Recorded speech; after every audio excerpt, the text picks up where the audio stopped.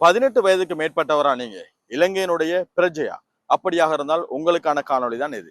இப்ப பரவலாக பேசப்படுகின்ற ஒரு விடயம் தான் டின் இலக்கம் அப்படின்னு சொல்லக்கூடிய டிஐஎன் நம்பர். சோ இந்த நம்பர் யாருக்கெல்லாம் பொருத்தமானது? யாரெல்லாம் இந்த நம்பர் கட்டாயமா எடுக்கணும்?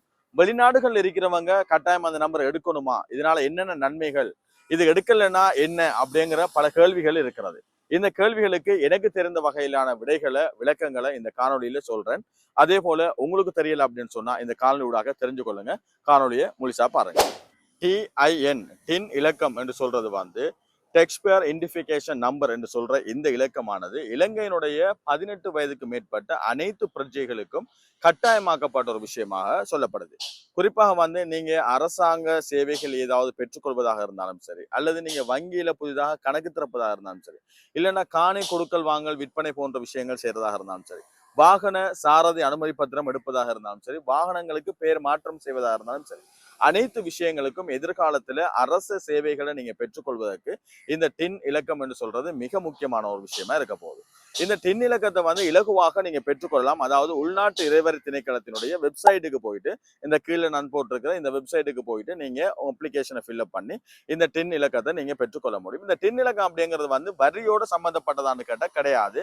இது வந்து வரிக்கும் இதுக்கும் சம்பந்தம் இல்லை. நீங்க வரி செலுத்துபவராக இருந்தாலும் சரி, இல்லைன்னா வரி செலுத்தாதவராக இருந்தாலும் சரி, வருமானம் பெறுபவராக இருந்தாலும் சரி, இல்லைன்னா வருமானம் இல்லாதவராக இருந்தாலும் சரி, இலங்கையினுடைய 18 வயதுக்கு மேற்பட்ட அத்தனை பிரஜைகளுக்கும் இந்த டின் இலக்கம் வந்து மிக முக்கியமானதா சொல்லப்படுது.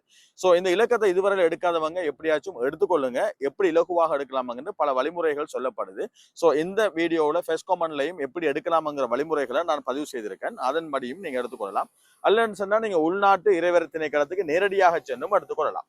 நீங்க ஆன்லைன் மூலமாக இதை அப்ளை பண்ற நேரம் 3 நாட்களுக்குள்ள, வேலை நாட்கள் 3 நாட்களுக்குள்ள உங்களுக்கு அந்த டின் இலக்கம் கிடைக்க பெற்றும்.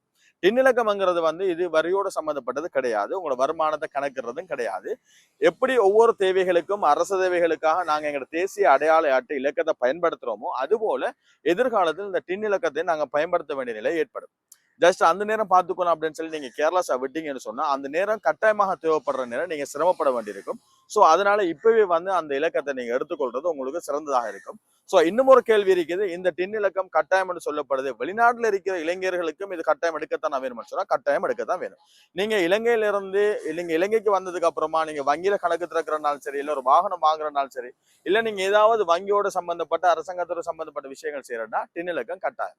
எனவே நீங்க வெளிநாட்டுல இருப்பவராக இருந்தாலும் சரி, இரட்டை பிரஜா உரிமை உள்ளவராக இருந்தாலும் சரி, இலங்கை பிரஜையாக இருந்தால் 18 வயதுக்கு மேற்பட்டவராக இருந்தால் கட்டாயம் இந்த டின் இலக்கம்ங்கிறது மிக முக்கியமானது. எனவே மிஸ் பண்ணிடாதீங்க. இந்த டின் இலக்கத்தை இப்பவே நீங்க எடுத்து வச்சுக்கொள்ளுங்க. இது உங்களுக்கு பின்னுக்கு நீங்க சிரமப்படுறத உங்களுக்கு தவிர்க்கக்கூடியதாக இருக்கும். சோ இது இலங்கையில வந்து மிக முக்கியமான ஒரு இலக்கமாக சொல்லப்படுது. தேசிய அடையாள அட்டை இலக்கம் எப்படி நமக்கு முக்கியமோ அதுபோல இந்த டின் இலக்கம் முக்கியமா சொல்லப்படுது. எனவே இதை நீங்க பயப்பட தேவையில்லை. இது நாம இந்த இலக்கத்தை எடுக்கிறது மூலமா நம்ம வருமானங்கள் கணக்கிட போறதா, இல்ல நமக்கு வேற டெக்ஸ்ட் அடிக்க போறாங்களான்னு சொல்லி அதுக்கும் இதுக்கும் சம்பந்தமே கிடையாது.